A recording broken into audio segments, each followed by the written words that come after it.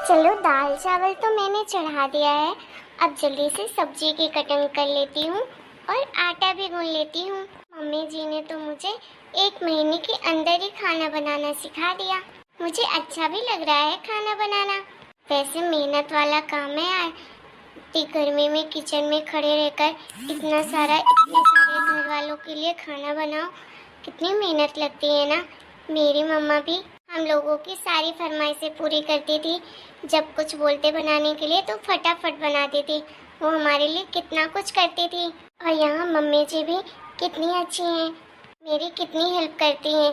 वरना लोग बोलते हैं कि शादी के बाद ससुराल जाओ ना तो सास तो बस ताना देती है, बट मेरी मम्मी जी ऐसी बिल्कुल भी नहीं है। वो तो मुझे ताना बिल्कुल भी नहीं देती। वो तो बस मुझे बताती है कि ये काम ऐसे करो, वो काम ऐसे करो, और मुझे अच्छा भी लगता है। ये बहू तो बिना पल्लू के किचन में है। मैंने ममता देवी को कहा था कि बहू को बोलना कि पल्लू लेकर रखे, हमारी नाक न कटवाए। अब जितनी बदनामी होनी थी वो तो हो गई, लेकिन आगे और बदनामी ना कराए। लेकिन देखो यहाँ पर बहू ने तो पल्लू भी नहीं रखा सर पे, और न जाने कैसे कैसे कपड़े पहनी है। इसकी इसका हाथ पिठाएं तो सब दिख रहा है। क्या कहूँ, मैं कुछ कह दूंगा तो कहीं ज्यादा ना हो जाए। कुछ समझ नहीं आ रहा।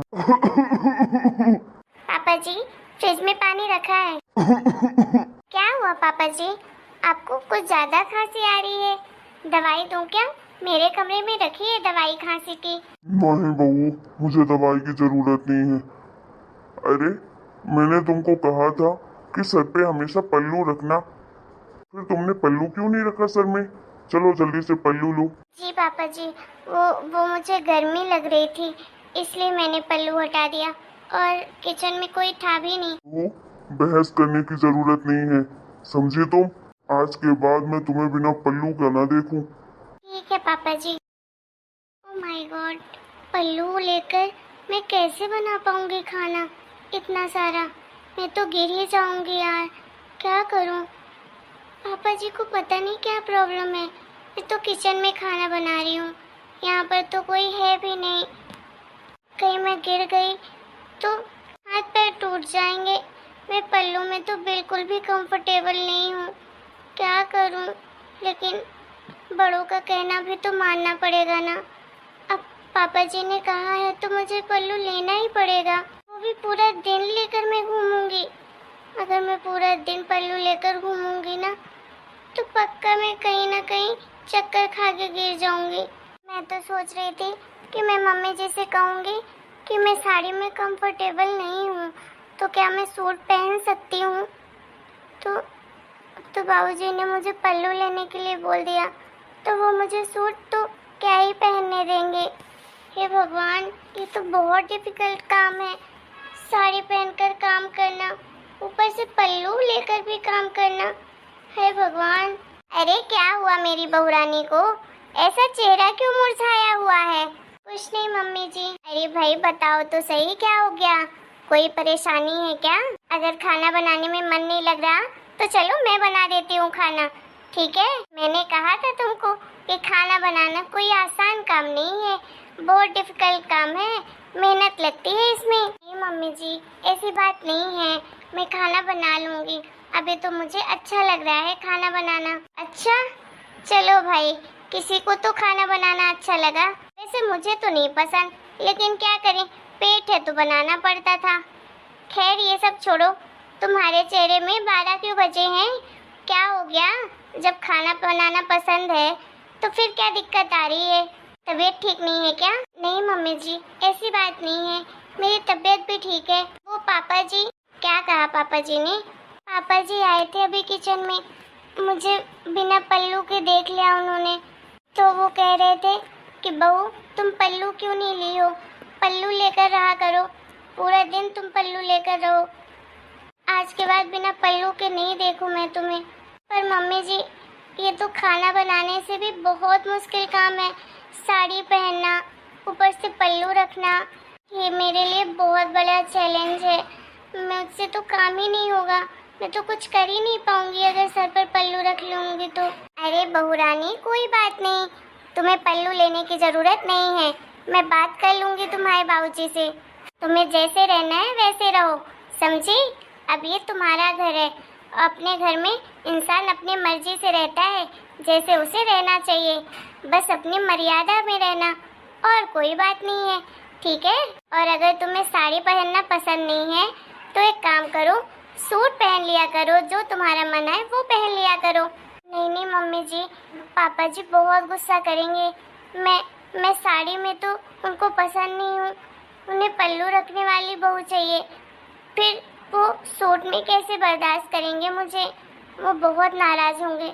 मैं पापा जी को नाराज़ नहीं करने देना चाहती हूँ। वैसे भी पापा जी मेरे आने से खुश नहीं हैं। उन्हें गांव की लड़की चाहिए थी और मैं शहर की हूँ, तो मेरे आने से तो वो बहुत गुस्सा हैं। फिर भी किसी तरह उन्होंने मुझे इस घर में आने दिया। अब अगर और गलती करूँगी तो मुझे कहीं फिर से बाहर न भेज दे। ए भगवान, मेरी भोली भाली बहू, कोई कुछ नहीं कहेगा तुम्हें। अरे मैं भी तो इसी घर में रहती हूँ और मैं भी तुम्हारी सास हूँ। अब क्या तुम अपने सास की बात नहीं मानोगी, सिर्फ ससुर की बात मानोगी? वो तुम छोड़ो, मैं तुम्हारे ससुर जी को देख लूँगी। उनको तो ऐसे ही पुरानी चीज़ें पसंद है, सर पे रखो पल्लू, ढको, ये करो वो करो। लेकिन आज के ज़माने मुझे पता है कोई सर पे पल्लू नहीं रखता है। पहले के लोग ऐसा मानते थे कि जो सर पे पल्लू रखता है, सर ढकता है, वो लोगों की बहुत इज्जत करता है। लेकिन ऐसा कुछ नहीं है। इंसान की इज्जत अंतर मन से होती है, ना कि सर ढकने से होती है। मुझे कोई आपत्ति नहीं है तुम्हारे कपड़ों से, ठीक है? तुम्हें जो मर्जी चाहे वो पहना करो। तुम ज़्यादा पापा जी की बातों को दिल से मत लगाओ। मैं आज ही बात करती हूँ उनसे। ठीक है मम्मी जी, बट आप पापा जी से मत कहिएगा कि मैंने ये सब कहा है, वरना पापा जी कहेंगे कि मैं शिकायत लगाती हूँ। हाँ ठीक है बाबा, नहीं कहूँगी। वैसे आज तुमने खाने में क्या बनाया है?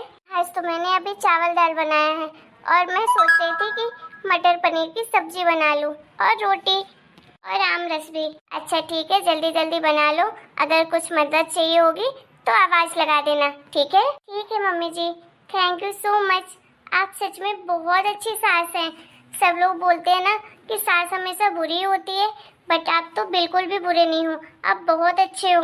अरे मेरी बहू भी तो इतनी अच्छी है। लोग ये भी तो बोलते हैं कि बहुएं आजकल की बहुत बुरी होती हैं, लेकिन मेरी बहू तो बहुत समझदार है। चलो ठीक है, बनाओ खाना। ये नीरज की माँ पता नहीं कहाँ चली गई, सुबह सुबह से अभी तक नहीं लौटी। ये जो शर्मा जी के यहाँ चली जाती है तो आने का नाम ही नहीं लेती। अरे ओ बुढ़ऊ, क्या बकर बकर किए जा रहे हो तुम? क्या तुम मुझे बुढ़ऊ कह रही हो? अरे मैं अभी भी जवान हूँ, नीरज का बड़ा भाई दिखता हूँ। बुढ़ी तुम होगी, तुम्हारे सारे बाल सफेद हुए हैं, मेरे नहीं। सूट पहन के घूमती हो तो क्या सोचती हो कि तुम बुढ़ी नहीं हुई हो? आहाहाहा, खुद के सर के बाल देखे हैं? बड़े काले हैं। वाह वाह वाह वाह, बड़ा है। नीरज का भाई दिखता हूँ तो मैं भी कोई बुढ़ी नहीं दिखती हूँ, मैं भी नीरज की बहन जैसी दिखती हूँ, समझिया? तुम सुबह सुबह से चली कहाँ गई थी? बताया तो था कि शर्मा जी के यहाँ पर जा रही हूँ। तुम एक बात बताओ कि तुमने बहू को तौर तरीके नहीं सिखाए क्या? मैंने कहा था ना कि अब जितनी नाक कटनी थी कट गई, लेकिन आगे नहीं कटनी चाहिए। लेकिन तुमने तो मेरी बात सुनने ना सुनने की कसम खा के रखी है। अच्छे से समझाया था कि उसको बोलना थोड़ा तौर तरीके से रहे, बिना पल्लू के इधर उधर घूमती रहती है। तो क्या हो गया बिना पल्लू के घूमती रहती है तो? हाँ, आजकल की बहुएं तो वैसे भी बिना पल्लू के रहती हैं, जीन्स सूट सब पहनती हैं। फिर भले मेरी बहू क्यों पल्लू रखे?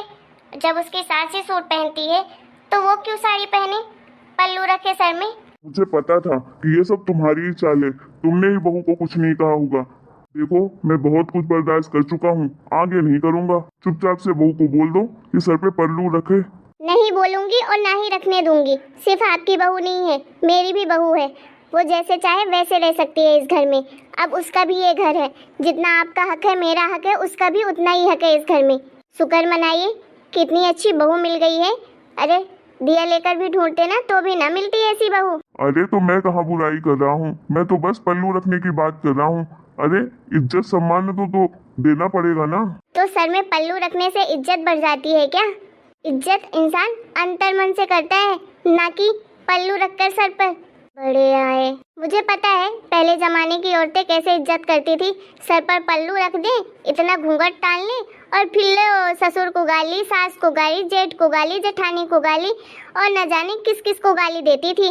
तब बड़ी इज्जत रखती थी, है ना। सर में पल्लू रख लो तो इज्जत बढ़ जाती है। देखो मैं साफ साफ बता देती हूँ कि आज के बाद बहू को कुछ बोलना मत, नहीं तो मुझसे बुरा कोई नहीं होगा। आपको भी पता है कि वो शहर की लड़की है, उसको इस घर में एडजस्ट होने में टाइम लगेगा और फिर भी मैं उसे पल्लू वल्लू नहीं लेने दूंगी। वो जैसे चाहे वैसे रहेगी, ज्यादा जोर जबरदस्ती मत करना।